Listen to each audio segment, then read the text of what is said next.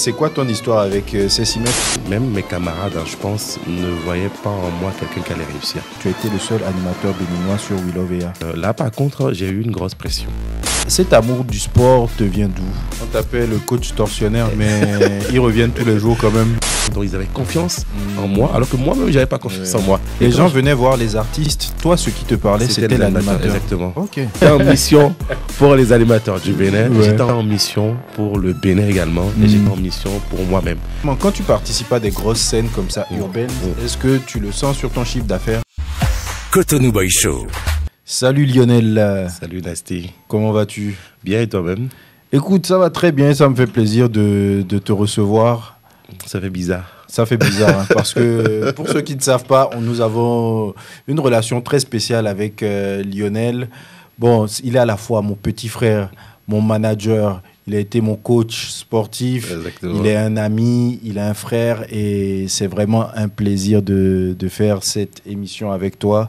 C'est le Cotonou Boy Show. C'est une émission qui met en avant tous les acteurs de la pop culture béninoise et tu en es incontestablement un par ton parcours. Tu es un des coachs les plus suivis sur les réseaux sociaux, les plus populaires. Tu es un animateur live. Les plus populaires également, qui a fait les plus grosses scènes, et tu es manager d'une des artistes les plus populaires du Bénin. Tu as fait de la radio, tu as fait plein de choses, oui. Et je pensais que c'était important qu'on se retrouve pour en parler, qu'on parle de ton parcours, qu'on parle de ta vision, et merci d'être là. Merci à toi de m'inviter, merci pour cet honneur.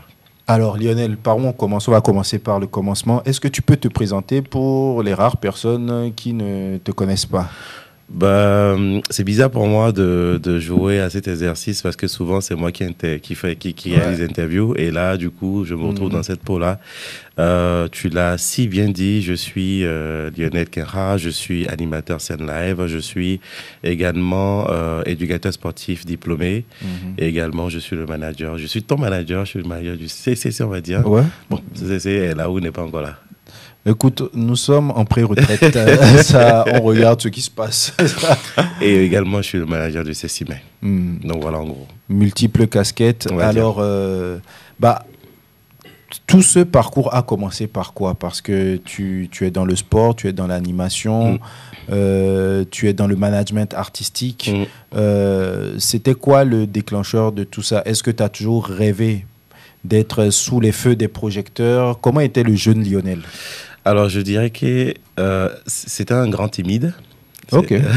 C'était un grand timide. Tout a commencé au collège, Père au Pierre. J'organisais les journées culturelles dans le collège et puis on écrivait les projets et on devait présenter ça aux autorités de l'établissement parce qu'on voulait avoir nos journées culturelles et eux, ils validaient. Maintenant, derrière, il fallait se bouger pour trouver ensuite le sponsoring, trouver l'argent pour organiser ces journées culturelles parce que les autorités ne voulaient pas sortir l'argent.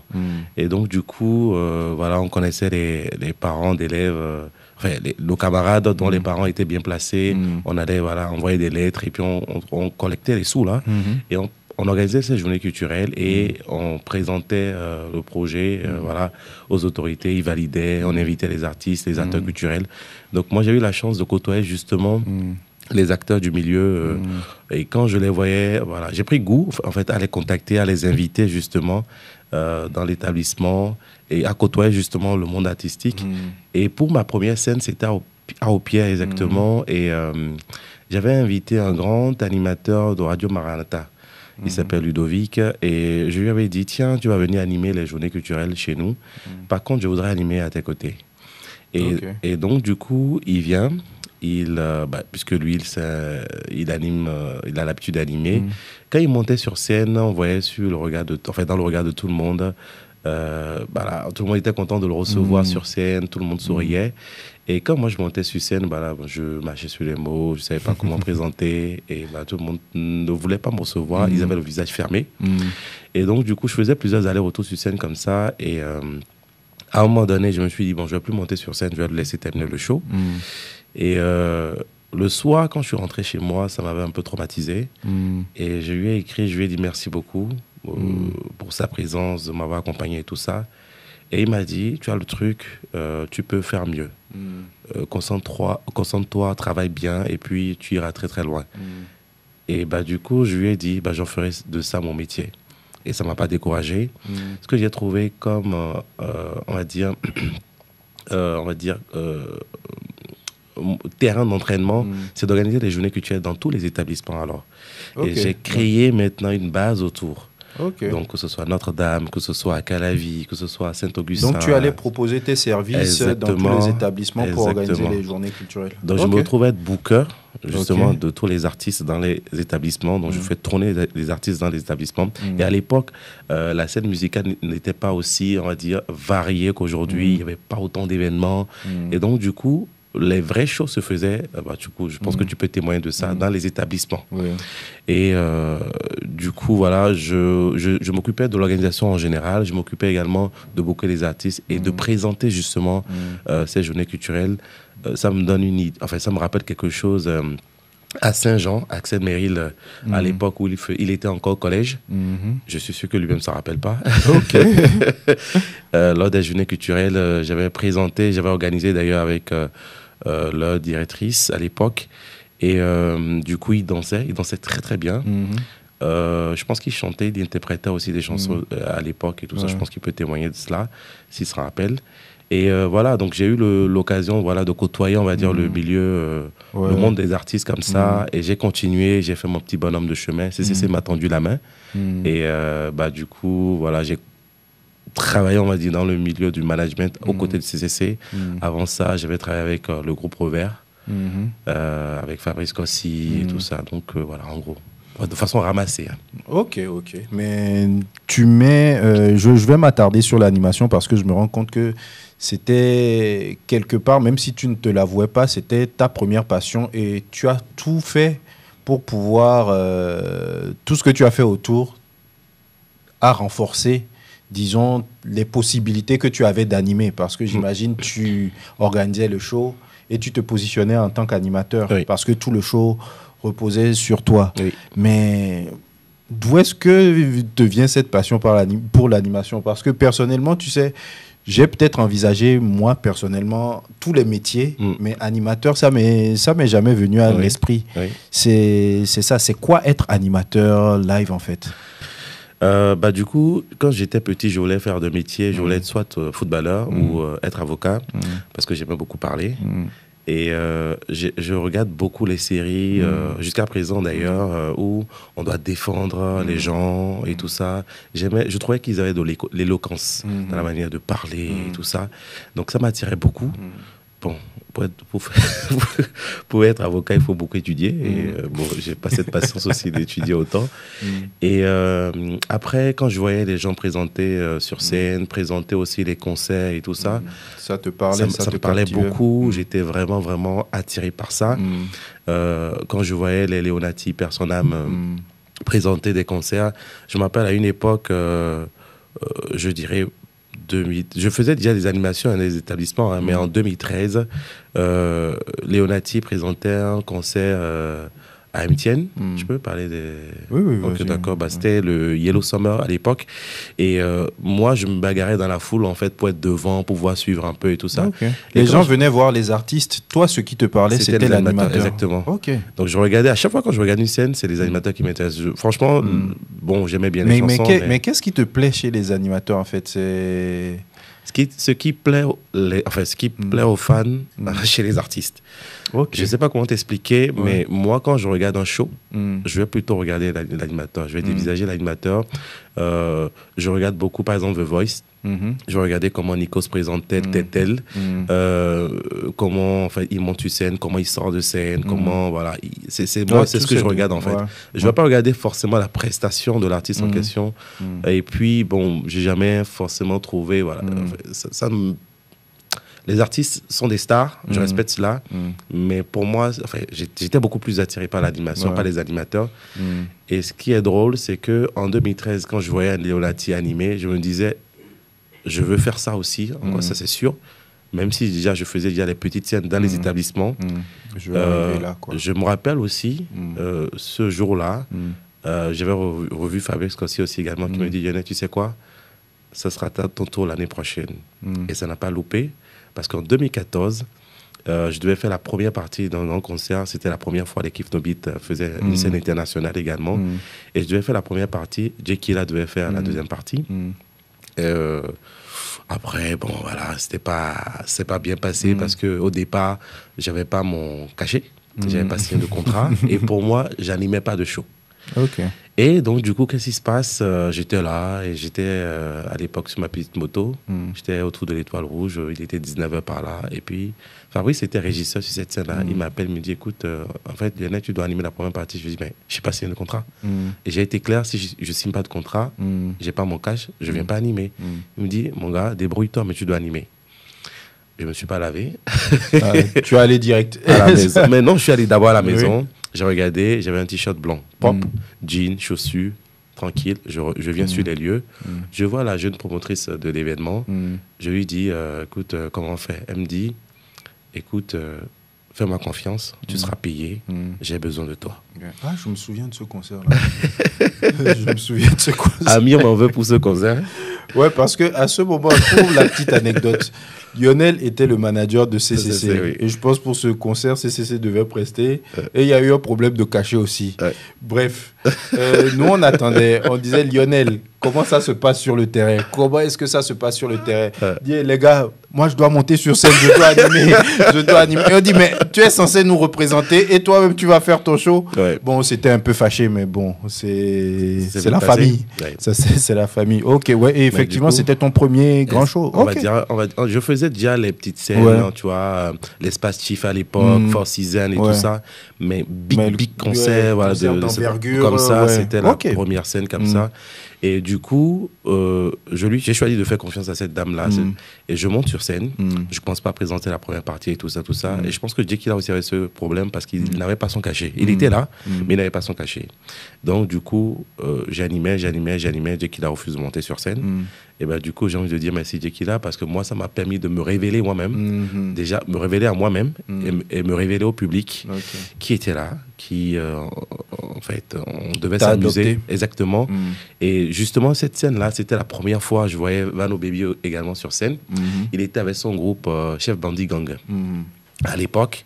Et d'ailleurs, on m'a ressorti cette vidéo quelques années plus tard, mais je ne l'ai plus. Il m'avait déjà marqué parce que quand je l'ai annoncé sur scène, Zoro peut témoigner de cela, je l'ai annoncé sur scène avec son groupe. Il m'avait marqué par ses prestations. Et lui, en fait, quand je remonte sur scène, je le retiens, lui. Et je m'amuse avec lui en mode freestyle et tout ça. Et là aussi, pareil. Il déchire tout. Tout le public criait et tout ça. Cyrano a cette vidéo, je crois, parce que lui, 2 ans plus tard, il m'a montré cette vidéo. Et bah, du coup, voilà, Vano, ça n'a pas menti. Le talent est ce qu'il est. Et donc, voilà un peu ce qui s'est passé par rapport à cette scène. Kif No Beat, à l'époque aussi, n'avaient pas, je pense, entièrement leur cachet. Ils avaient refusé de venir. C'était un concert épique. Exactement.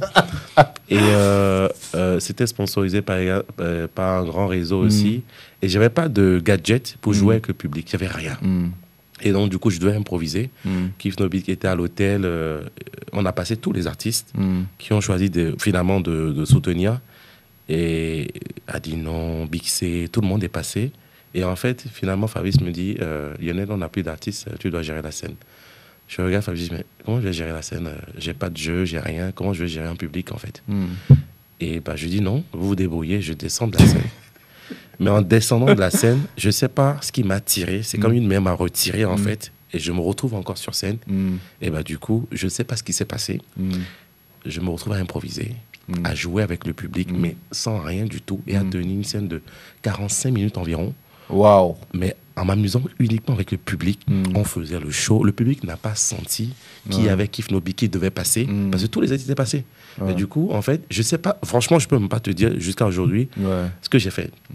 Et d'ailleurs, Djamil Mamagao avait écrit un article sur moi à l'époque sur Vol encore, parce qu'il était il était émerveillé en fait de comment ça s'est passé, parce que lui il était dans les coulisses, il voyait ce qui se passait, il me dit mais comment tu as fait? Et bah, jusqu'à aujourd'hui je peux pas te répondre. Et bah, du coup ça m'a permis de m'exploser, de m'exprimer aussi. Et à la fin je me rappelle il y avait les gars de ADS qui étaient venus me voir, me saluer, c'est bien, et tout ça. Et c'est ce jour-là que tu as pris totalement confiance. Dès que ça a pété, quelques mois après, c'était en février 2014, pendant l'été 2014, il y avait les Move Dance Crew, Brice Vincent. Lui, comme il organisait, il m'a donné ma chance. Et là, en 2014-2015, j'étais sur Yellow Summer, 2016, MTN Style, voilà. Justement, depuis, tu n'as fait qu'animer de nombreux événements et je pense, si je ne me trompe pas, tu as été le seul animateur béninois sur We Love EA. Exactement.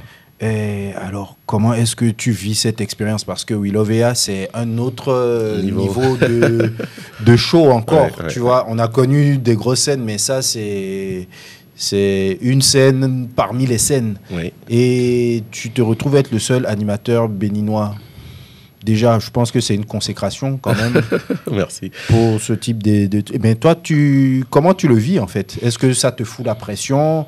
Ou est-ce que tu te dis, bon, je suis le béninois, je joue sur mon terrain et je vais tuer cette scène? Alors, j'ai envie de te dire que la première édition, moi, j'étais venu en mode, je viens faire le taf que j'ai l'habitude de faire. Parce qu'il y avait aussi Tata Inès aussi, qui est une légende. Et ça s'est très bien passé. Je pense que voilà, le public était convaincu, les organisateurs aussi. Ils ont beaucoup apprécié ma prestation. Et sans nul doute, ils ont dit, la deuxième édition, c'est clair, on te veut. Et donc, du coup, on me rappelle, et j'étais le seul béninois dessus, du coup, cette fois-ci, aux côtés des légendes comme Connie Touré et puis Wallace. Et là, par contre, j'ai eu une grosse pression. Pression parce que, justement, la première édition était choc. La deuxième édition, quand on a vu, justement, les artistes invités, du coup, tout le monde en parlait partout. Et le fait qu'il n'y ait que moi, déjà, sur scène, beaucoup de personnes, j'ai vu des gens commenter, oui, mais il y a telle personne qui est très bon au micro, faut l'inviter également en tant qu'animateur. Tout le monde positionnait tout le monde. Et puis, il y avait du soutien de mon côté, mais on voulait aussi positionner d'autres personnes parce qu'il y avait que moi comme béninois et que des Ivoiriens également. Tu parles de positionner d'autres béninois, d'autres animateurs également, béninois, voilà, et qui sont aussi, ils ont cité aussi de grands noms, tu vois, les Dani et tout ça que je respecte énormément parce que c'est des grands animateurs qui nous ont inspirés nous. Et donc du coup, parfois dans cette position, on peut facilement avoir la grosse tête et se perdre. Moi, personnellement, avoir la grosse tête, ça me dit rien qui vaille. Et j'étais assez concentré. Il y avait Michaela Saka qui m'avait appelé dans le temps, qui m'avait dit, Lionel, reste concentré parce que les gens vont essayer de te distraire. Fais ce que tu as à faire. Ne fais pas attention à ce qui se dit sur la toile, reste concentré. J'ai dit, Fofo, c'est ce que je compte faire de toute façon. Et donc, du coup, ces personnes, c'était une pression au départ. Après, je me suis dit, non, c'est ma motivation plutôt. Donc, ce qui était une pression s'est transformé en motivation. J'ai dit, écoutez, les gars, je vais donner le meilleur de moi-même. Il était hors de question pour moi de faire juste une piètre figure, quoi. C'était exploser les compteurs. Et donc, du coup, j'étais en mission, on va dire. J'étais en mission pour les animateurs du Bénin, j'étais en mission pour le Bénin également, et j'étais en mission pour moi-même. Parce que derrière, attention, les gens te regardent, quoi. Qu'est-ce que tu as à faire? Donc du coup, je vais faire le show, ça se passe très bien, je pense, les deux jours-là en question. Déjà, j'ai rencontré l'équipe de Canal+, tout le monde et tout ça, et ils étaient fans aussi, parce qu'ils ont aimé beaucoup. Tu vois, il y a beaucoup de blancs à combler également sur ces scènes-là, et eux, je pense qu'ils avaient besoin de moi, ils me disaient, il faut que tu ailles. Et quand j'y vais, en fait, il faut meubler ce temps-là, sans que, justement, le public ne remarque qu'il y a quelque chose à combler. Et ça se passait très bien, eux, ils kiffaient encore plus. Donc, je pense que toute l'équipe d'organisation, que ce soit au niveau de l'équipe technique, tout le monde, en fait, on était vraiment en accord ensemble, on était en symbiose. Et les gars, quand on se croise aujourd'hui, c'est avec le grand sourire. Et je voyais du respect, en fait, dans leur regard également. Et moi-même, j'étais tellement content. À la fin aussi, quand je voyais aussi les gens du public, des gens que je ne connaissais pas aussi, ils venaient me voir. Ah, franchement, félicitations, dire que j'ai réussi un examen. Incroyable. Je pense que c'était un examen. Ça. Et écoute, tu as fait We Love Ea, tu as fait Vodou Days aussi, Oui. qui est dans un autre style. Donc aujourd'hui, tu es une sorte de caméléon, peu importe la scène, tu peux M'adapter facilement. t'adapter facilement. J'ai fait, c'est drôle, mais j'ai animé beaucoup d'événements. Ça me rappelle aussi un animateur Virus qui dit qu'il anime tout, même les funérailles y compris. Bon, moi, j'aime pas les funérailles, mais oui, j'ai tout animé, des événements sportifs, le MMA. J'ai animé beaucoup de différentes scènes. Même les mariages, avant, je n'animais pas du tout. Ce qui est drôle pour la petite. J'ai tellement petite histoire, en fait, dans l'animation. C'est j'avais animé un Yellow Summer, je pense, en 2015. Et la sœur du marié, pour mon premier mariage, a contacté quelqu'un de MTN qui lui dit, écoute, je veux qu'il soit l'animateur du mariage de mon frère. Et donc, quand elle me contacte, je dis, j'anime pas les mariages. D'habitude, je dis non, j'anime pas les mariages. Elle me dit, non, tu peux le faire et tout ça. Je dis, non, je veux pas. Un mois après, on me recontacte encore, on me dit, tu dois animer. Je dis, je ne veux pas. On me dit, bon, écoute, va rencontrer au moins des mariés. Pourquoi tu voulais pas? Parce que je trouvais que c'était pas mon style d'animation. Pour moi, je voulais rester que sur des scènes urbaines. Et du coup, c'était un non catégorique. Et du coup, on me dit, va rencontrer quand même les mariés et tout ça. Et on ne sait jamais. Je dis, ok, je prends rendez-vous, je vais voir les mariés. Et moi, souvent, quand tu veux me voir avec une idée, du coup, je te donne encore d'autres idées. Ça bouge vraiment beaucoup dans ma tête. J'aime beaucoup ça. Et donc, je leur donne des idées. Vous pouvez faire ça, vous pouvez faire ça.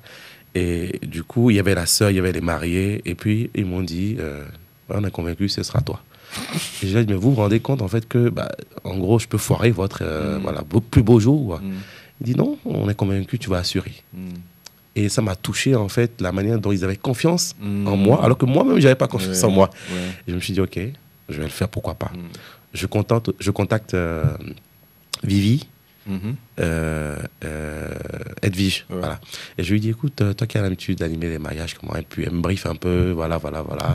Elle m'envoie un petit programme vite fait. Je dis, oh, c'est comme ça. Elle me dit, oui. Je dis, ok, bon, je vais essayer, voir.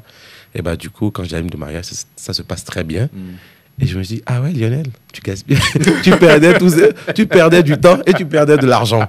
Donc, du coup, c'est devenu aujourd'hui chose facile pour moi. J'adore animer les mariages. Et je suis souvent booké.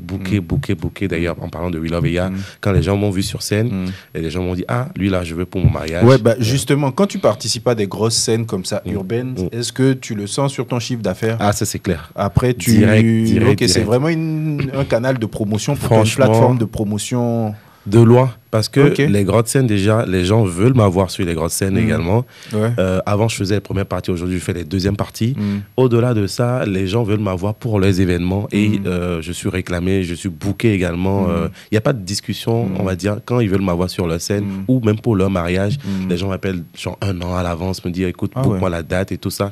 Pour te dire, là où je te parle, j'ai déjà des mariages, j'ai des scènes prévues jusqu'en décembre déjà, pour te dire. Ok, écoute, c'est bien.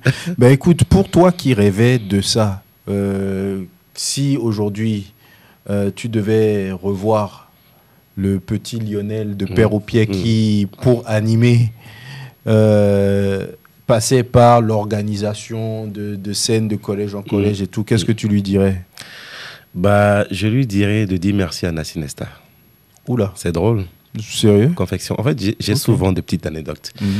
Il fut un temps, tu te rappelles peut-être pas, mais à un moment donné, j'avais une opportunité de partir du Bénin, je pense que c'était en 2014. Et j'étais venu te voir, je dis tiens, je dois partir et tout ça. Et j'avais la pression de partir. En ce moment, il y avait les petites galères, on se cherchait et tout ça. Et du coup, je commençais justement à m'exprimer. Et quand j'étais venu te voir, je t'ai dit, voilà, qu'est-ce que je fais? Tu te rappelles ce que tu m'as dit? Je sais plus exactement, mais j'ai dû te dire oui. Tu as déjà commencé à construire quelque chose. Là, si tu t'en vas, tu ne seras jamais ce que tu pourrais être ici, là-bas, ou c'est un truc comme ça que j'ai dit. Mais tu m'as dit, je te vois être le Steve facial de demain. Et donc, du coup, si tu pars, tu ne seras jamais ce Steve facial. Reste et tu vas faire ton bonhomme de chemin et tu verras, tu iras très loin. J'ai entendu cette phrase, ça m'a marqué. Ok. Donc, du coup, merci Nasty. Écoute, tout le plaisir est pour moi quand je te vois sur We Love Ea, quand je te vois sur les Vodou Days et que je te vois en tant que coach, parce que tu es quand même parti, mais pas pour ne pas revenir. Tu es quand même parti un peu plus tard. Et écoute, ça fait plaisir de voir qui tu es, de qui tu deviens. Merci. Et voilà. Bah écoute, à côté de l'animation, à côté de la parlotte, tu as dit que tu avais envie d'être footballeur. Oui. Tu n'es pas devenu footballeur, mais tu as évolué dans le sport. Oui. Cet amour du sport te vient d'où? Alors, j'étais à l'université, j'avais un pote qui... enfin, on a été allé au bac ensemble, on avait fréquenté au collège ensemble et tout ça. Et lui, du jour au lendemain, il aimait beaucoup faire de musculation et tout ça. Et il m'a tiré, il m'a dit, viens, on va faire un peu de muscu et tout ça. Je te parle... Non, ça doit être dans les 2013-2014. Bien avant même, 2010 même, 2009-2010. Il me dit, viens... Avant qu'on se rencontre? Oui. Ah ouais? Ah oui, oui. Ok. Mais quand tu as rencontré, tu étais mince. Hein, j'étais mince. La muscu n'avait pas marché. J'étais mince, mais je faisais déjà un peu de muscu. Okay. J'étais pas à fond aussi. Et je faisais pas mal de muscu déjà. Ouais. Et en fait, il m'a dit, viens, on va faire un peu de muscu et tout ça. J'ai découvert un coin et tout. Et donc, c'est lui qui m'apprenait, en fait, un peu les petits trucs et tout ça. Et au début, bon, je me disais, ouais, pourquoi pas. Et après, j'ai pris goût à la chose. J'aimais, en fait, l'effet que ça faisait sur mon corps. Et ça t'a donné confiance en toi? Beaucoup. De voir ton corps se métamorphoser? Beaucoup. Je ne sais pas si je peux trouver une photo à mettre dans la vidéo, mais Lionel, pardon. Il y en a plein. C'était pas du tout le gros bras qu'il est aujourd'hui. Exactement. Donc, ok, d'accord. Non, c'est vrai, ça m'a beaucoup motivé. Je me suis dit, ouais, pourquoi pas. Et du coup, je suis tombé amoureux du sport. J'ai commencé à beaucoup faire plusieurs salles, que ce soit au stade. Je suis allé dans les dojos. Voilà, tu vois, je faisais beaucoup de salles de sport et tout ça. Et même d'ailleurs, je ne sais pas si tu vas revenir sur le côté management de Cécimé, mais du coup, c'est le sport qui m'a rapproché de Cécimé déjà. Ok. Et en plus, grâce à qui? Grâce à toi encore. Ok. Tu es le carrefour, à chaque fois. Écoute, c'est un plaisir pour moi. Il faut me donner mes royalties. Tu les auras, t'inquiète pas. Donc, du coup, voilà, moi, étant amoureux du sport, et j'étais un jeune, voilà, je me cherchais, je faisais pas mal de choses. Du coup, j'avais plein de personnes qui me demandaient de les aider dans le sport. Tu vois, j'apprenais un peu des vidéos sur YouTube. Je me rappelle, à des moments, on faisait des séances, même dans mon bureau. Il était mon coach. Il à venait me coacher les après-midi. On faisait... Exactement. Mais même bien avant ça, tu vois, il y avait des gens qui me contactaient. Donc, du coup, je leur faisais des coachings à domicile. Je prenais vraiment des cachets de rien du tout. Mais moi, derrière, je savais que ça m'aidait à compléter les fins de mois et d'aller justement payer mon loyer, mes factures et tout ça. Donc, du coup, je faisais, voilà, j'avais des clients à domicile que je prenais. En même temps, je pouvais aller à la radio aussi pour aller faire ça. Donc, j'avais mon petit business, en fait, que je me débrouillais un peu, on va dire. Et bah, du coup, après, quand je suis parti, je voulais faire une formation, mais je ne savais pas quoi faire à la base aussi. Je me posais la question de savoir qu'est-ce que j'allais faire. Mais je voulais entrer encore, faire une suite par rapport à l'événementiel. Mais je me suis dit, en France, suite à l'événementiel, c'est vraiment très vaste. Je pourrais trouver une place. Et du coup, en réfléchissant, je me dis, mais j'adore le sport, pourquoi pas? Donc, je me renseigne. Et je me dis, je vais faire du sport. Et quand je me renseigne, je me rends compte en fait que ce qu'il demande pour pouvoir entrer en formation, c'est quelque chose d'assez mouse. Il faut vivre dans le pays déjà et il faut faire des tests d'entrée, il faut écrire des dossiers d'entrée en formation carrément. Tu passes devant un jury, bref, c'est tout le truc, quoi. Voilà, la totale. Et il sélectionne maintenant les meilleurs avant de faire la formation. Bah, du coup, je me suis dit, je serai parmi les meilleurs. Je me suis battu, j'ai été sélectionné, j'ai fait la formation. Et, pendant combien de temps la formation? Ça a duré, on va dire, 10 à 11 mois. Mais il fallait aller au cours à 7 heures. On n'avait qu'une heure de pause. Et ensuite, finir peut-être des fois à 18h, 19h. Et on avait des cours physique et des cours théoriques également. Et c'était vraiment pesant parce qu'il fallait maintenant apprendre l'anatomie, il fallait apprendre plein de choses. Et depuis là-bas, j'appelais des amis qui étaient médecins, des anciens camarades, voilà, qui sont médecins. Je les appelais, je disais, écoute, aidez-moi à apprendre l'anatomie, à faire ci, à faire ça. Et j'avais des gens qui m'aidaient un peu à distance. Et je voulais être parmi les meilleurs également et réussir à avoir mon diplôme. Donc, et ça a été chose faite? Ça a été chose faite. Dieu merci, ça a payé. Ouais. Mais de tout ce parcours-là, on remarque beaucoup de détermination. On remarque que tout est parti déjà d'une ambition, d'un rêve. Et quelles ont été les choses les plus difficiles sur ce parcours? Je vais pas parler de la première partie de cet entretien. Je vais vraiment rester sur la partie sportive parce que je pense que c'est une partie où il faut être fort mentalement. En plus, tu quittes ton pays pour aller dans un autre pays, pour chercher une formation, pour chercher un diplôme. C'est quoi les difficultés que tu as pu rencontrer? Un jeune noir, un jeune béninois qui est dans ce hustle-là peut connaître. Alors, quand j'étais venu, déjà, pour ma promo, il y avait beaucoup de jeunes. Enfin, moins âgés que moi. Okay. Et je pense que j'étais le deuxième plus vieux. Et du coup, voilà, il fallait en même temps étudier au jour le jour et tout ça. Moi, je voulais, tu sais, à l'époque ici, enfin, je ne sais pas si ça se fait toujours, mais on crée facilement des groupes de travail pour étudier et tout ça. Ouais. Donc, je pensais que je pouvais être dans ce système là-bas, créer un groupe de travail pour pouvoir étudier. Sauf que c'était du chacun pour soi. Ok, c'était la compétition. Ah ouais, non, pas vraiment une compète, mais tu te débrouilles quoi. On n'a pas ton temps, tu dois étudier, tu étudies dans ton coin et point final. Et donc du coup au début je m'amusais beaucoup parce que du coup j'étais entouré de jeunes. En fait je suis rentré vraiment dans la vibes et j'étudiais pas beaucoup. J'étais le seul noir de ma promo donc forcément on me remarquait. Et bon, j'animais un peu. Ça, j'ai toujours fait ça, mais bon. Et du coup, à un moment donné, ce qui a été le déclic, c'est que je voyais que même mes camarades, je pense, ne voyaient pas en moi quelqu'un qui allait réussir. Ils se disaient, bon, c'est pas sûr que lui puisse avoir son diplôme à la fin. Et quand je voyais ça dans leur regard, je me suis dit, non, ça, je peux pas être le seul noir et ensuite derrière venir échouer.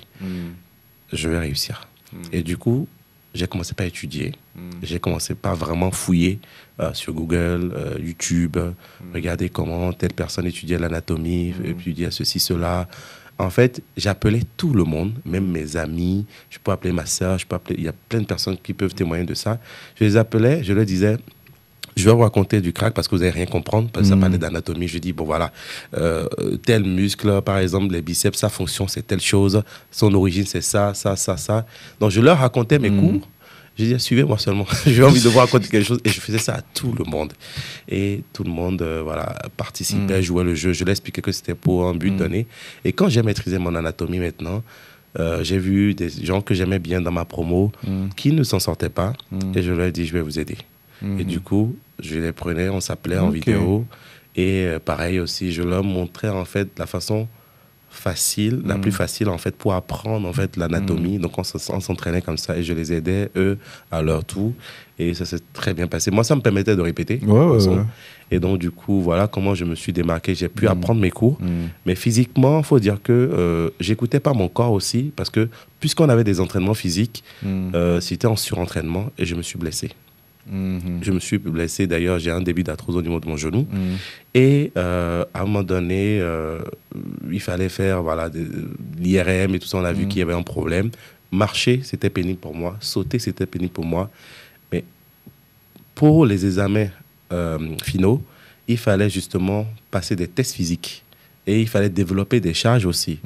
Et du coup, je vois les moniteurs, je leur dis, écoute, je suis blessé, comment on va faire? On me dit, si tu ne passes pas les tests physiques, on va amputer ça sur ton diplôme. Et donc, du coup, il faudra que tu te débrouilles. J'ai dit, OK. Je me suis fait faire une injection dans le genou, ça faisait mal. Et je m'entraînais de façon adaptée. Et pour ne pas... Parce que dès que je faisais une flexion de mon genou, j'avais mal. Peu importe le mouvement, j'avais mal. Et donc, du coup, je me suis entraîné de façon adaptée. Et après, un jour, je me suis dit, écoute, il faut que tu te lèves. Même si ton pied doit s'arracher, du coup, tu iras arracher le pied, mais tu auras ton diplôme. On ne va pas amputer ton diplôme. Et du coup, j'allais courir dans les bois. Au début, je boitais. C'est vrai ce que je te raconte vraiment. Je boitais au début. Je courais avec la douleur. Je m'en foutais. Je me disais, j'allais avoir mon diplôme. Et à force de forcer, je ne sais pas ce qui s'est passé. Vraiment, je suis miraculé. Et un matin, un jour, je suis allé courir. Et dans les bois, justement, je courais, je boitais. Et comme ça, je ne boitais plus. Je n'ai plus senti de douleur. C'est comme ça la douleur a disparu. Ok. Et bah, du coup, j'ai pu rattraper maintenant les charges que je devais développer. J'ai passé mes examens, ça s'est très bien passé. La douleur est passée comme ça. Okay. Par contre, si je ne m'entraîne pas, bien évidemment, aujourd'hui, la douleur revient. Mais quand je m'entraîne et que je renforce les muscles autour du genou, bah, je vais très bien. Bah, écoute, c'est une très belle histoire. Preuve d'abnégation, toujours. Et aujourd'hui, tu as un coach sportif reconnu. Oui. Alors, c'est quoi tes journées? Je rigole parce que derrière, pour m'avoir ici, ça a été galère pour toi aussi. Ouais, je sais, tu as normalement un entraînement là. Ouais, mais... Non, c'est parce que derrière, surtout, quand je suis rentré, il n'y a pas beaucoup de personnes qui ont mon diplôme au Bénin. Et du coup, je me disais... C'est quoi l'intitulé de ton diplôme? C'est un brevet professionnel, c'est un BPGEPS, brevet professionnel de la jeunesse, de l'éducation populaire et du sport. Ok. C'est un peu ça. Et donc, du coup, quand je suis rentré, voilà, il n'y avait pas beaucoup de personnes qui aient ce diplôme-là au Bénin. Et il fallait pour moi, justement, m'installer, faire mes preuves et tout ça. J'avais fait confiance à un ami, j'ai ouvert ma petite salle. D'ailleurs, tu venais à l'époque, je n'avais pas autant de matériel. J'avais un petit budget. J'ai ouvert le truc et comme je me suis fait avoir dans l'achat du matériel, ça m'avait un peu, on va dire... j'ai envie de dire, je suis passé... Ça t'a refroidi, quoi. Beaucoup. Je suis passé par une petite dépression, vite fait. Mais comme je suis quelqu'un de... On va dire... J'ai oublié le mot. Comment je vais dire ça combatif? Non. Résilient? Non, c'est genre... quand on veut quelque chose, que ça doit être bien fait. Obsédé? Non, bien perfectionniste. Perfectionniste, voilà. Comme je suis perfectionniste, en fait, je n'ai pas communiqué. Donc, du coup, au départ, c'est des amis à moi qui venaient faire le sport chez moi, qui me payaient voilà, des petits cachets et tout ça. Moi, ça me permettait de payer mon loyer par rapport à mon propriétaire et tout ça. Et j'avais pas grand-chose au départ. Je suis parti de rien. Je trouvais un peu de sous. Je vais acheter un petit vélo. Je trouvais un petit chose, je vais l'acheter une haltère, ainsi de suite, ainsi de suite, ainsi de suite. Donc, j'achetais un peu comme ça au départ. J'avais même pas de miroir sur les murs au départ. Et je me rappelle, Maëva, c'est une amie, quand elle venait s'entraîner chez moi, elle se mirait dans les portes. Et après, j'ai trouvé un peu de sous, j'ai acheté un miroir sur le mur. Allez, bon, j'ai dit, bon, ça, c'est pour toi, tu pourras te mirer. Il y a un de tes gars qui t'a cassé le miroir quelques temps après, je me rappelle. Les risques du métier. Exactement. Ouais. Et donc, du coup, voilà, j'ai pu acheter un peu, jusqu'à remplir ma petite salle de l'époque. Et avec le temps, voilà, le bouche à oreille, c'était ma marque de fabrique. Je ne voulais pas aller encore sur les réseaux tant que je n'avais pas une vraie grande salle. Donc, du coup, quand j'ai eu un peu plus de matériel maintenant, j'ai estimé que je pouvais commencer par communiquer un peu. Mais je faisais juste que des stories. Je vais mettre juste une photo, je mets coaching privé, ainsi de suite, ainsi de suite. Donc, du coup, quand je mettais ça, les clients qui venaient allaient me trouver d'autres clients. Les gens venaient, ah, il est bien, va le tester. Et les gens venaient, ils me ramenaient d'autres clients, ainsi de suite, ainsi de suite, ainsi de suite. Et en fait, ça m'a créé ma base de données, ça m'a créé ma base de clients. Et du coup, ça a explosé comme ça. Et après, ça devenait petit, là où j'étais. Et du coup, je me disais, j'ai envie d'avoir une grande salle. Et c'était un pari risqué, parce que tout de suite, en moins d'un an, moins d'un an et demi, tu devais passer à un autre niveau. Et beaucoup de personnes me disaient, fais attention, c'est encore tôt. Et j'avais confiance en moi, je disais qu'il fallait ça. Et du coup... Tu as pris une nouvelle salle? Ouais, Dieu est grand, on a trouvé, on a pu réunir les fonds et tout ça. On a ouvert une salle beaucoup plus grande et beaucoup plus belle. Et du coup, la clientèle a explosé également. Et pareil, le bouche à oreille continue de me ramener des clients. Quand les gens viennent, ils sont contents, ils aiment ce que je fais, ce que je propose, parce que je vais être différent également sur le marché, sur ce que je propose. Et du coup, les gens apprécient. Et du coup, quand ils aiment, ils ramènent des clients encore et encore et encore. Et aujourd'hui, je suis sur les réseaux, je communique également sur les réseaux, on va dire. Et alors, aujourd'hui, j'ai vu que tu coaches également des entreprises, tu fais des coachings publics et tout. Donc, tu allies ta passion de l'événementiel, ta passion de l'animation et ta passion du sport. Ça, c'est vraiment bien. Tu dois kiffer ça. Exactement. Il y a quelqu'un, avant de venir là, il y a Jerry Sinclair. Je cite beaucoup de personnes parce que je connais beaucoup de monde et c'est des gens qui m'ont touché également. Jerry Sinclair, en venant faire le sport chez moi, il m'a dit, Lionel, est-ce que tu es un homme heureux? Je lui dis oui. Mais pourquoi tu demandes ça? Il dit, mais parce que tu fais de l'animation, tu fais du coaching sportif et tu es également dans l'événementiel.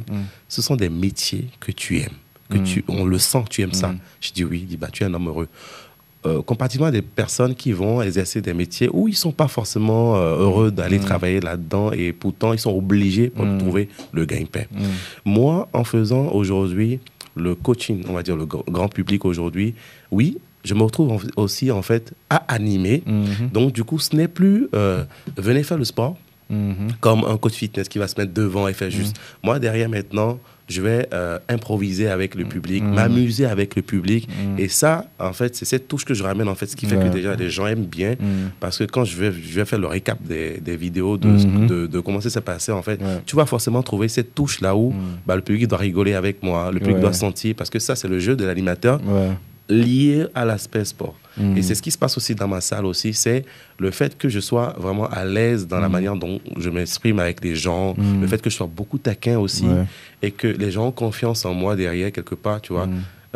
On s'amuse, mais on souffre. On t'appelle le coach tortionnaire, mais ils reviennent tous les jours quand même. Ils sont maso. J'ai les clients que je mérite, et je suis le coach qu'ils méritent. Bah écoute, c'est très bien et ça fait vraiment plaisir pour toi. Ce parcours super inspirant a été quand même marqué par le côté également artistique où tu es manager d'artistes. Bon, sur ce sujet, je vais te poser juste 2 questions. Quelle est ta relation avec CCC? Comment cette histoire a commencé? Amir raconte très bien cette histoire parce que j'étais un grand fan de CCC. CCC devait se produire à l'époque dans un établissement, je pense, Vieille Chagrin. Et il y avait Morgane qui m'avait contacté. Tiens, on veut faire une tournée par rapport à une campagne en temps. Et je me suis occupé de l'organisation. On vous a reçu. Non, c'était le Diamant Noir. Je pense que tu n'étais pas là. Et j'ai aimé m'occuper d'eux.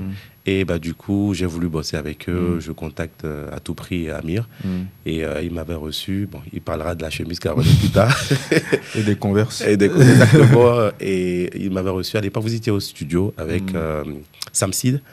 Et du coup, il m'a reçu. Je lui ai dit, tiens, j'ai envie de bosser avec vous et tout ça. Il m'a dit, oui, bon, voilà, on aime bien ce que tu fais. Oui, pourquoi pas, on va te donner ta chance. Et du coup, ça a commencé comme ça. J'étais chargé de communication déjà avant, à l'époque avec CCC. Et j'aime beaucoup, je ne sais pas si je vais dire, mais je vais dire quand même, à l'époque, B-Side, qui est mon propriétaire, à qui je verse des centaines de mille aujourd'hui. Il me payait 30 000 francs à l'époque, c'était qui est logique et tout ça. Et j'aimais beaucoup bosser avec vous, j'aimais beaucoup l'énergie. Vous m'avez inspiré, on va dire, et vous m'avez toujours soutenu, vous m'avez aidé, enfin, vous m'avez toujours aidé. D'ailleurs, même j'ai ma cicatrice qui me lie à toi aujourd'hui, Ali. On a beaucoup de points communs. Beaucoup. Et du coup, en fait, j'étais avec vous. Les gens me voyaient à vos côtés, donc j'ai fait mes preuves à vos côtés. Mais après, j'étais un peu dans l'ombre de CCC, mais en fait, on pouvait pas mal parler de CCC à côté de moi, parce que les gens savaient que je vous avais dans la peau, parce que j'aimais beaucoup ce que vous faisiez à l'époque, même aujourd'hui d'ailleurs. Et du coup, j'étais lié à vous. En fait, j'ai vu en vous des frères, des grands frères à moi, avec qui je pouvais traîner, et vous m'avez toujours bien traité, et j'étais comme un membre de la famille, donc mes rapports ont toujours été les meilleurs avec CCC. Qu'est-ce que tu retiens de cette époque? Et d'ailleurs, je voudrais profiter pour placer un big up à Seko, avec qui vous formiez un binôme. Un acolyte de l'époque, exactement. Donc, ce que je retiens, c'était de belles années, que ce soit les tournées dans les boîtes de nuit, que ce soit avec les prestations. Il y a eu d'autres artistes qui m'ont fait des clins d'œil à l'époque et qui ont voulu que je rejoigne leur équipe. Et Amir, un petit jaloux quand même. Vas-y si tu veux. Et je suis resté fidèle à CCC parce que vous m'avez toujours bien traité et j'étais toujours heureux d'être avec vous. Et donc j'ai beaucoup appris aux côtés du CCC. Donc je leur dois beaucoup de choses. Et tu as dit non à beaucoup d'artistes, mais tu as dit oui à Cécimé. Oui. Mais qu'est-ce qui s'est passé? Cécimé, c'est quoi ton histoire avec Cécimé? Parce que ce qui est bien dans le cas de votre histoire, c'est que c'est une histoire qu'on voit évoluer et qui dure dans le temps. Quand elle a bossé avec toi, elle était déjà une artiste totalement reconnue sur le territoire. Et qu'est-ce qui s'est passé? Pourquoi elle a porté son choix sur toi? Cécimé, à l'époque, voulait travailler avec un manager et elle avait manifesté l'envie de travailler avec quelqu'un. Je pense qu'elle s'est renseignée et on lui a parlé de moi. À l'époque, je la bookais beaucoup sur des shows et tout ça, tout ça, tout ça. Et quand on lui a parlé de moi, elle s'est dit, OK, OK, pourquoi pas. Donc, elle me contacte, elle me dit, écoute, j'ai envie de t'essayer en tant que manager. Mais voilà, non, au départ, elle voulait que je sois dans son équipe et tout ça, mais qu'elle avait envie de m'essayer et tout ça. Donc, on commence à bosser, j'étais très dynamique, je rapportais beaucoup de contrats et tout ça, je trouvais tout ça. Elle aimait beaucoup ma manière de travailler, ma manière d'être et tout ça. Et du coup, un jour, elle me propose un contrat de management. Elle me dit, écoute, je voudrais que tu sois mon manager. Et face à cela, j'ai accepté tout de suite. J'ai dit oui. D'ailleurs, je voudrais remplacer son ancien manager, Las, qui est aussi un grand frère dans le milieu, qui, enfin, je pense que je l'ai offensé. Je lui demande pardon pour ça d'ailleurs. Et du coup, enfin, quand elle a manifesté l'envie que je travaille avec elle, je suis d'ailleurs venu vous voir. Et je me rappelle aussi dans ton bureau, je t'ai demandé, écoute, Cécimé voudrait que je travaille avec elle. Qu'est-ce que vous en pensez? Et Amir m'a dit, écoute, si tu veux, vas-y. Toi aussi, tu m'as dit également, vous, c'était hip-hop, donc du coup, il faut aller attendre d'abord la période des vacances, surtout, ou les périodes des grands événements, avant d'avoir les artistes hip-hop sur scène. Cécimé, c'est l'artiste pop qui tourne un peu partout, on va la trouver toute l'année. Et donc, du coup, ça va te permettre de grandir davantage et tu vas apprendre de belles choses également. Vas-y. Et donc, du coup, j'ai eu votre bénédiction, je suis allé la voir, j'ai dit, OK, je vais travailler avec elle. Et du coup, on a commencé, et puis voilà, on a grandi ensemble. J'ai appris de belles choses aussi avec elle. Et aussi, c'était une artiste qui me challengeait beaucoup parce que, justement, j'avais comme défi de bien travailler. Et donc, du coup, il fallait réfléchir allez, tous les jours, quoi. Matin, midi, soir, je suis au service de Cécimé. Il n'y a pas d'heure. Et donc, du coup, voilà, il fallait réfléchir, proposer des choses pour permettre, pour continuer à la mettre toujours à high level. Parce qu'il y a des gens qui m'ont vu, qui m'ont dit, quand ils ont su que voilà, je devais travailler avec Cécimé, ils m'ont dit, Cécimé a déjà tout. Cécimé a déjà fait son parcours. Le challenge que tu as, c'est justement de la maintenir là-bas et du coup de proposer de nouvelles choses, de faire des choses. Et du coup, il fallait faire des preuves aux côtés de Cécimé. Donc je bossais. Et à chaque fois qu'il fallait faire quelque chose, en fait, tu vois, proposer, je ne vais pas aller forcément dans les détails, mais il fallait proposer quelque chose à chaque fois la concernant qu'elle n'a jamais fait encore. Ouais, c'est ça. Et donc quand je proposais, à chaque fois je vais apprendre ceci, je vais apprendre ceci, je vais apprendre ceci. Aujourd'hui par exemple, j'ai fait beaucoup de choses avec Cécimé. Aujourd'hui, par exemple, pour les vidéos, quand on finit une prestation, c'est moi qui fais les vidéos, c'est moi qui monte les vidéos, et c'est moi, je publie ou elle publie, de toute façon, je monte et rapidement et tout ça, je lui envoie, et on envoie des petits montages sur les réseaux et tout ça. Mais parce que j'ai dû apprendre ça aussi pour pouvoir donc compléter tes compétences. À chaque fois. Donc, mais tu sais, la question que je me pose par rapport à Cécimé, c'est une artiste qui a connu, disons, beaucoup de bad buzz, beaucoup de hauts et de bas. Elle a eu une vie tumultueuse, artistique, sentimentalement et tout. Quand on est manager d'une artiste comme ça, comment on gère? Alors, Cécimé, on va dire, c'est quelqu'un qui a aussi, on va dire, une grande force. Et elle ne s'en rendait pas compte, je pense, parce que justement le public on a failli la perdre quand même, parce qu'elle a pris par des phases de dépression et tout ça. Moi, je dirais que je suis quelqu'un, on va dire l'enfant béni, dans le sens où je ne sais pas me plaindre dans la vie. Tu vois, tout ce que je rencontre comme difficulté, du coup, c'est pas grave, je vais affronter cette difficulté-là et je vais avancer. Et du coup, ce qui fait que derrière, j'avais une certaine expérience. Quelqu'un m'a déjà vu, m'a dit, dans ma famille, je ne suis pas forcément l'aîné, mais enfant, on dit Jomero.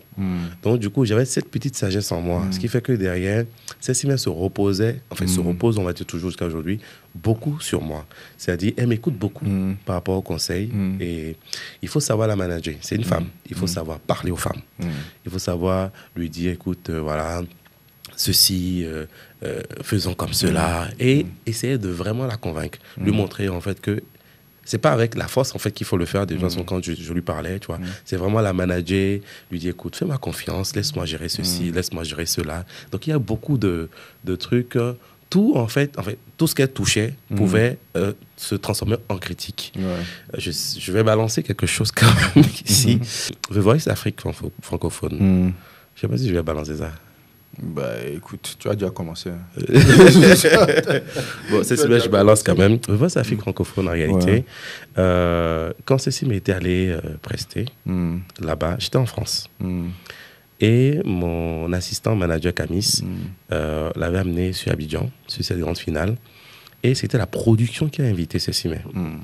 Et donc, du coup, qu'est-ce qui se passe? Quand je voyais Claudissa animer et tout ça, je savais que derrière, il allait lui poser une question donnée. J'écris à Cécimé, Claudissa va te poser telle question, exactement. Réponds ceci. Elle n'a pas lu le message, certainement, elle s'apprêtait déjà à monter sur scène. J'écris à Camis, il ne lit pas mon message. J'appelle expressément Camis, je dis, passe le téléphone à Cécimé. Et je lui dis que Claudissa va lui poser telle question.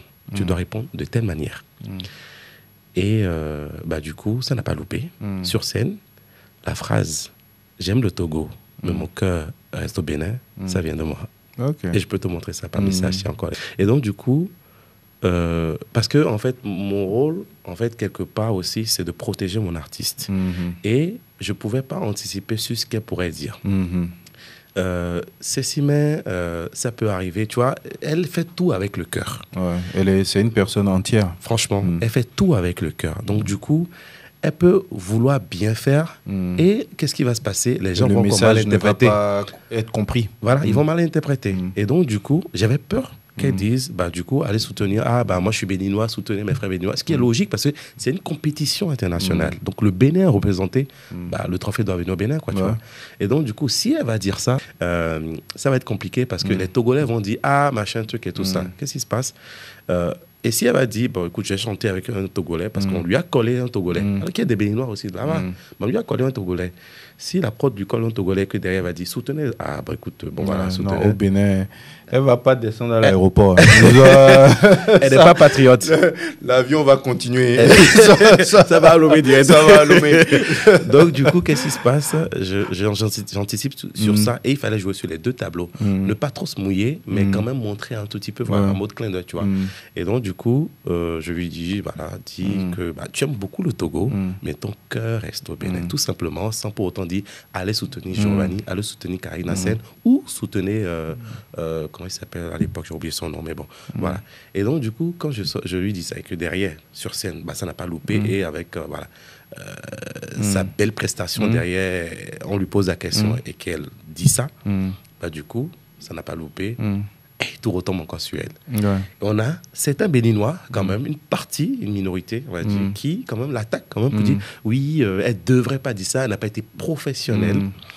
Et ça a été débattu sur le plateau, d'ailleurs.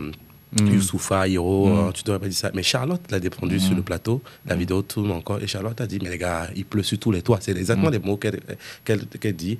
Il pleut sur tous les toits, on a une compétition, et c'est tout à fait logique qu'elle dise ça.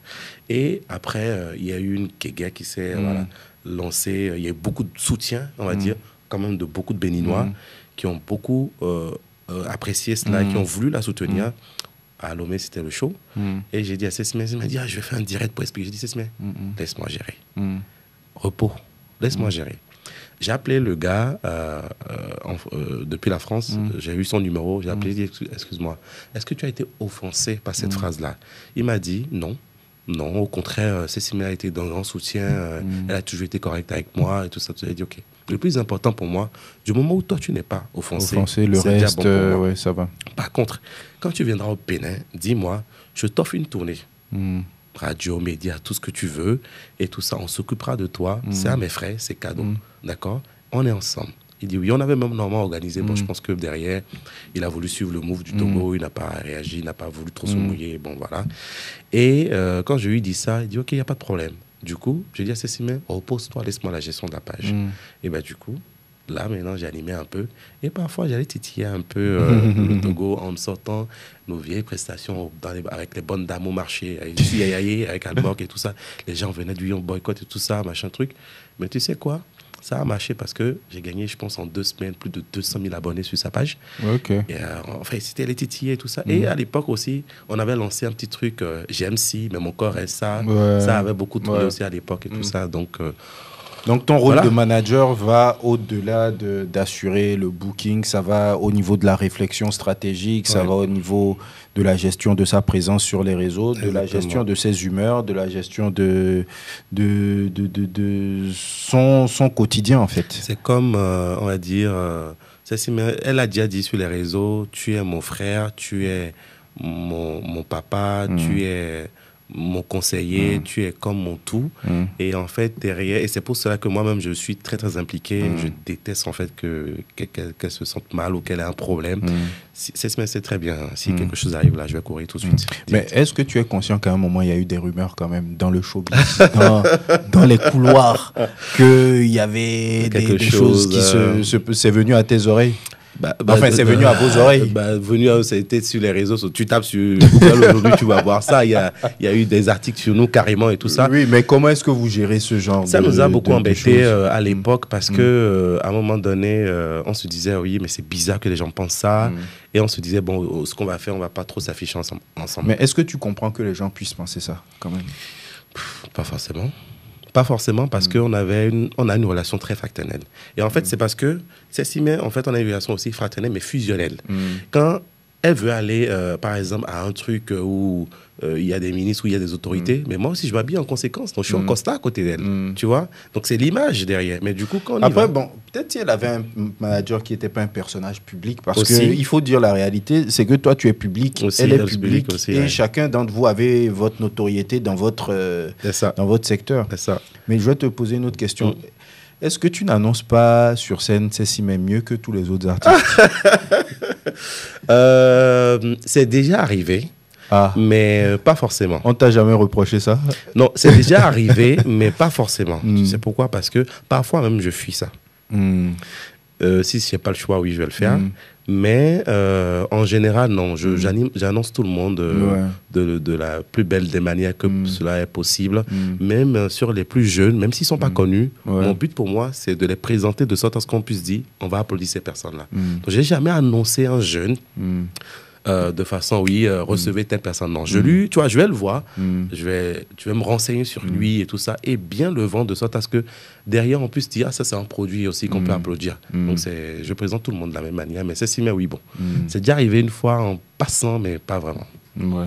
Ben, écoute, je pense qu'on vient vers la fin de l'entretien qui a été long, super inspirant. Tu nous as dévoilé pas mal de choses et je te remercie pour ta transparence. Je vais finir en te demandant, pour toi, c'est quoi la définition du succès? Parce que tu es quelqu'un, quand on fait le point, tu es en train d'accomplir tes rêves, tous ceux dont tu rêvais, tu es en train de l'accomplir. Est-ce qu'il y a une chose dont tu rêvais que tu n'as pas encore réussi, que tu n'as pas encore réussi à accomplir? Je suis quelqu'un, je dirais pas que... Je ne suis pas un grand rêveur. Ok. Je ne suis pas un grand rêveur. Je suis quelqu'un qui vit plus ou moins le jour et qui ne sait pas se plaindre. Je me contente de ce que j'ai aujourd'hui, mais je sais que je veux plus. Et donc, du coup, je vais me battre pour plus. Et quand j'arrive à telle étape, en fait, je m'ennuie. J'ai envie de passer à une autre étape. Ouais. Par exemple, aujourd'hui, je suis peut-être éducateur sportif et que j'ai un diplôme, mais j'avais déjà envie de passer déjà kiné. Ok. Et je me suis renseigné, on me dit, bon, je dois faire 3 ans, je dois je dois retourner sur les bancs, porter uniforme. Tu es prêt pour ça ou pas? Du matin au soir, 7h, 19h et tout ça, j'ai un business. Aujourd'hui, je suis entrepreneur. Donc, je ne peux pas me permettre aujourd'hui d'aller m'asseoir. Mais si je pouvais trouver un moyen, mais j'ai envie de passer kiné aujourd'hui. Je vais passer kiné, demain, je vais m'ennuyer encore, j'ai envie de passer à une autre étape. Donc, je suis quelqu'un... Je me dis pas, oui, demain, j'ai envie de devenir telle chose. C'est pas moi, forcément, ma manière de travailler. C'est plutôt, OK, Aujourd'hui, je suis à tel niveau, j'ai envie de pouvoir très bien faire ce que je fais, d'être incontournable. Ok, je suis à ce stade aujourd'hui, mais qu'est-ce que je vais faire? Ça a été pareil quand j'ai ouvert ma petite salle. J'ai ma petite salle, ça me convenait. Après, je me dis, non, il me fallait plus grand. Je vais pas plus grand. Aujourd'hui, en fait, je suis dans une zone où, en fait, je m'ennuie. J'ai envie de faire quoi? Ouvrir une chaîne. Ok. Donc, du coup, allons-y. Donc, c'est comme ça, moi, je vois, je définis, moi mon succès à moi, c'est ne pas stagner, parce que c'est très facile de stagner aussi. Dès qu'on prend ses aides, même dans mon métier d'éducateur sportif, c'est à un moment donné, j'ai l'habitude de faire et tout ça. Mes coachs que j'ai formés également, eux, ils sont à une stade où en fait, ils vont stagner. Et quand un client me dit je m'ennuie, ça me réveille. Je vais me réinventer et proposer autre chose parce que derrière, c'est ton gagne-pain. Tu dois te bouger. Donc, du coup, qu'est-ce que je vais proposer pour ne pas dépendre que de cette activité-là? Donc, il faut que je me réinvente. Donc, je me réinvente, je propose autre chose. J'apprends encore et encore et je continue d'apprendre aujourd'hui. Ok. Et dans l'animation, quelle scène on peut te souhaiter d'animer aujourd'hui au Bénin?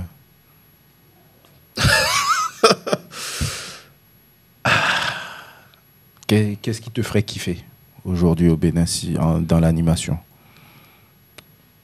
Quelle scène il y a encore au Bénin que je dois animer? Bon, même pas forcément une scène, peut-être un événement, même si c'est un événement privé ou un événement pour quelqu'un, ou je sais pas, qu'est-ce qui te ferait kiffer? J'ai envie d'être l'éducateur sportif du Prégo. Déjà. C'est pas mal. Tu vois, c'est pas mal. Il y a pas mal. Ouais. Oui, d'animer. J'avais pendant des années, j'ai jamais pris de torfait. Hein. J'ai jamais animé d'événements étatiques. C'est venu cette année, par exemple. J'étais très, très surpris d'ailleurs qu'on m'appelle pour venir animer. Et ça, c'est arrivé 2 fois en plus. J'étais très surpris. J'ai animé à Porto Novo le Festival des Masques. Et avant ça, il y a eu Vodou Days et tout ça. Donc, je n'avais jamais animé. J'ai déjà animé plusieurs fois devant le Prégo grâce à We Love EA, évidemment, et tout. Donc, j'ai envie de dire, bon, je ne suis pas encore arrivé. Mais oui, si je... tu es sur la route. Voilà. Si j'ai d'autres événements... Aujourd'hui, j'ai envie de dire que oui, j'ai envie d'animer. C'est plutôt l'international, c'est pas national plutôt. C'est plutôt les grands concessions m'appellent sur des festivals. Tu vois, grâce à lui, là, il est bien et tout ça, tout ça. Qu'on m'appelle, me dit, écoute, le gars, il est bon. On va l'amener sur un autre festival, sur le plan international. Comme on a fait venir des internationaux ici, qu'on te fasse bouger. Ça, oui, ça c'est le feu pour moi. Ça, c'est ce que je recherche aujourd'hui. Parce que, bon... C'est pas la grosse tête du tout, mais j'ai animé, j'ai fait un bon parcours au Bénin, j'ai animé pas mal. Je continue d'animer. La vérité n'a pas besoin d'un avocat. La plus grande scène urbaine aujourd'hui, on va dire, c'est Villa. Donc du coup, j'ai été 2 fois dessus. Et aujourd'hui, si on me demande d'animer encore une plus grande scène aujourd'hui, je ne sais pas ce qui sera plus grand, en tout cas, que le We Love EA, en tout cas actuellement au Bénin. Et donc, si on me parle de plus grand, j'ai envie de te dire, amène-moi à l'international, mon frère. Et c'est ce qu'on te souhaite. Merci. C'est ce qu'on te souhaite. Est-ce qu'il y a une question que tu aurais aimé que je te pose, que je ne t'ai pas posée? Je pense que tu as tout de poser comme question. On a fait le tour. Je pense. Lionel, c'était vraiment un plaisir de t'avoir. Merci pour ton temps. Je sais qu'il y a des gens qui t'attendent à la salle et que tu as pris ton temps pour partager avec nous ce moment. Et c'était très enrichissant et je suis sûr qu'il y a plein de jeunes que ça va inspirer, plein de gens que ça va inspirer et qui vont marcher dans tes pas. Et qu'est-ce qu'on peut te souhaiter? Le meilleur. Nous te souhaitons le meilleur. Merci. Et continue de briller, continue d'être la personne que tu es, continue de nous rendre fiers. Et on est ensemble. Merci beaucoup Nasty, merci à Cotonou Boy Show. Écoute, on est là pour ça. Merci. Allez. Cotonou Boy Show.